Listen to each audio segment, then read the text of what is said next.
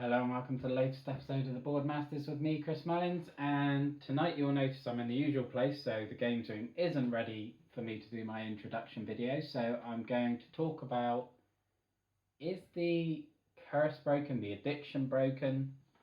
Because I've spoken extensively in the past about my sort of crowdfunding addiction with the backlog videos that I've done, and also I've done a number of videos on whether Kickstarter and crowdfunding in general can be an addiction, and given sort of my experiences of how I felt like I had to buy this game, I needed to buy this game, how the FOMO had got to me so badly that all I could think about was backing that game. I needed it, I had to have it in my life, and whether that meant selling other games or backing £1 now and then paying for it in 3 or 4 months, it didn't matter. I just had to move heaven and earth to get that game, and I haven't had that feeling in a while, to be quite honest. And certainly, well, I say a while, it's probably been a couple of months, which, let's be fair, is not that dramatic, but I guess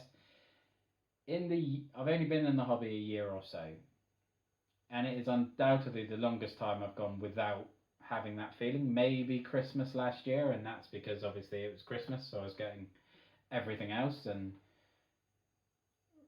there wasn't much on crowdfunding in December last year.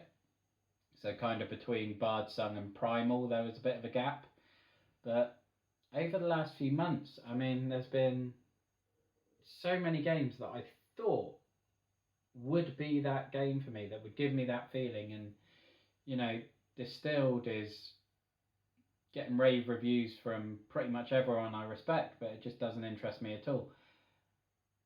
Bantam West, I think it's called, is a big sort of like sandbox Western board game, and I adore Red Dead Redemption, and again, it just doesn't pull me in. I spent about 5 minutes on the campaign page, and that was it. And then Wild Ascent, a game I've talked about on the channel, utterly beautiful, gorgeous artwork, stunning miniatures, a theme that I loved.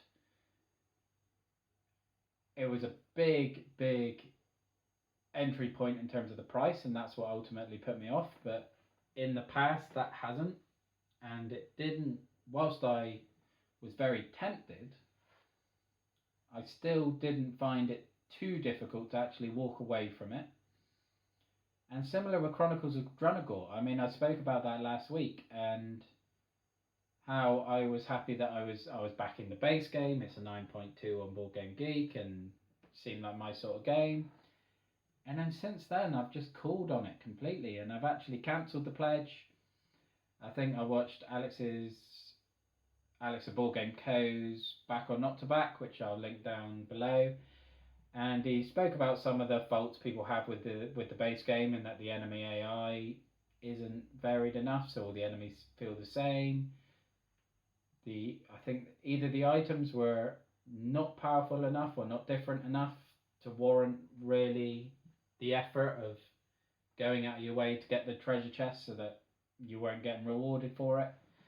I mean, obviously it was a 9.1, 9.2 on Board Game Geek, so it's very highly rated, but learning about those flaws, and they're a key part of the game experience that I like, that put me off.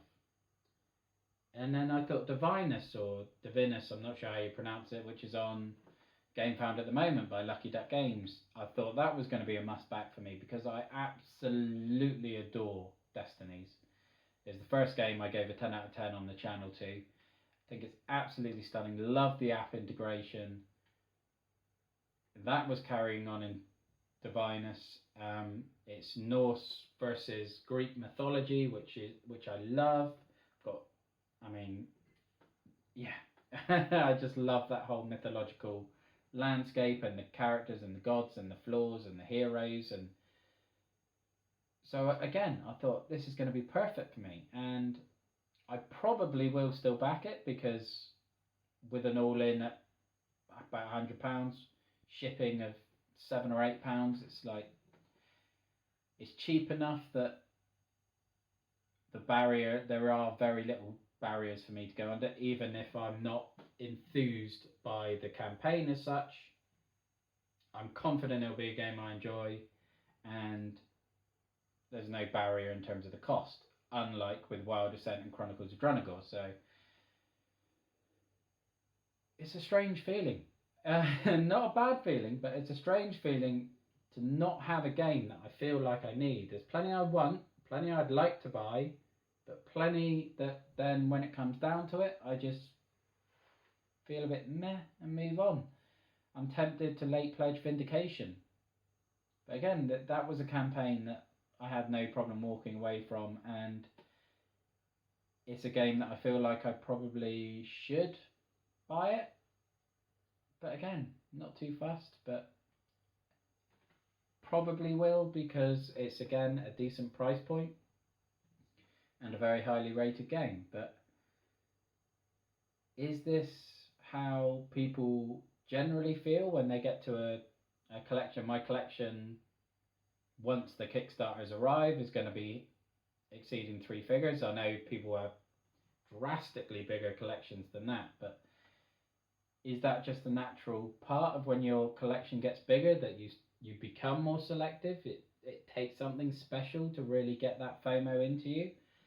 Or is this just the fact that in terms of crowdfunding, it's a bit of a dry spell in terms of the games that capture me, and in 6 to 8 weeks I'm going to be sat here again doing another Kickstarter backlog video where I backed another 8 games because they all start giving me the FOMO and I need to buy them again? Or am I cured? Is my addiction finally got to a level that is manageable so that I can not feel that FOMO, not feel the pressure? I can just pick and choose games and maybe dive a bit more into the retail or the rental market. I mean, that would certainly be a far more cost-effective way of doing it.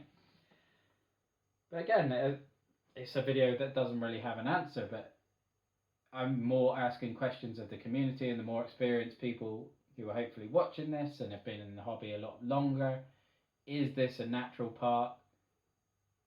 Is this just a lull, or am I just very lucky that having spent a fortune in this first year, that I may actually have got to the point where I almost feel happy that my collection is not complete, because I definitely want to add some things to it, but that I don't need to add anything to it, and that is a far more relaxed and comfortable and nice place to be.